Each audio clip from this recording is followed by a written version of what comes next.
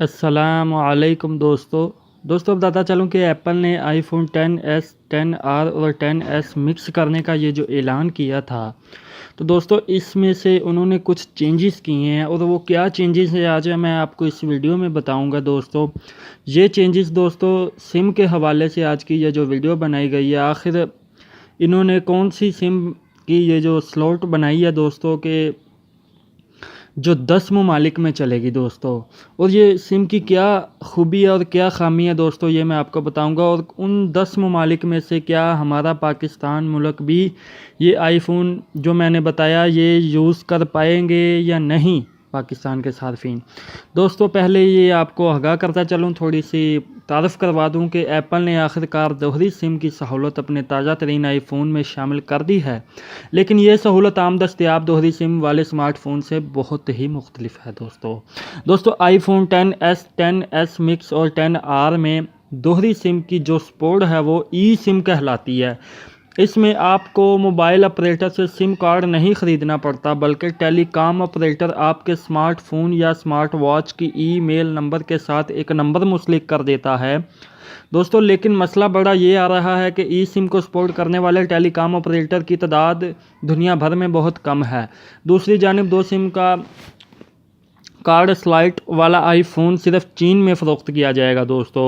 और धमाका तेज़ खबर ये भी आपको बताता चलूँ कि इसलिए पाकिस्तान में आईफोन की दोहरी सिम वाला ये जो फ्यूचर है ना, इस्तेमाल करना आपके लिए मुमकिन नहीं है, क्योंकि यहाँ कोई भी टेलीकॉम ऑपरेटर इस वक्त इस सिम की सहूलत फराहम नहीं कर रहा।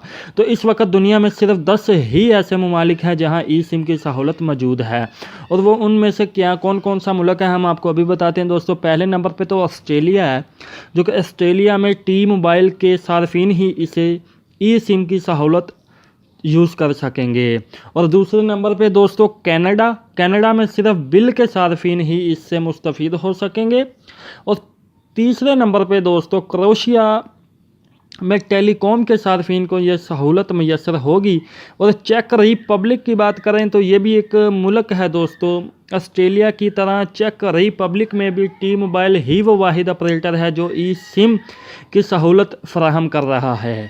और जर्मनी में 2 टेलीकॉम ऑपरेटर हैं दोस्तों, एक वोडाफोन और एक टेलीकॉम। इस्तेमाल करने वाले नई आईफोन के ये जो 2 नंबर हैं यही यूज़ कर सकेंगे।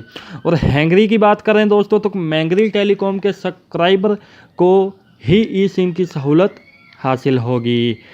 ये मैंगरी टेलीकॉम दोस्तों एक नेटवर्क है, और भारत की खुद ये बात भी बताता चलो दोस्तों कि ये भारत में भी चलेगा।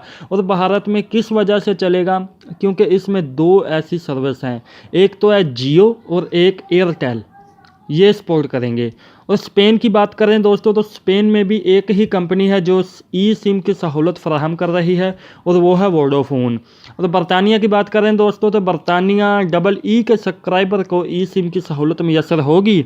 बाकी सार्फिन को अपने टेलीकॉम ऑपरेटर की जानिब से सहूलत फराहम करने का इंतज़ार करना होगा। और 10वें नंबर पे आता है दोस्तों अमेरिका, जो कि अमेरिका भी यूज़ कर सकेगा ये मोबाइल फ़ोन। और इसमें कौन सा ऐसा नेटवर्क है जो ये यूज़ करेंगे, वेरिजोन वायरलेस और टी मोबाइल सर्विस है अमेरिका में, इसीलिए ई सिम का इस्तेमाल ये लोग इनके सार्फिन हैं जो कर सकेंगे।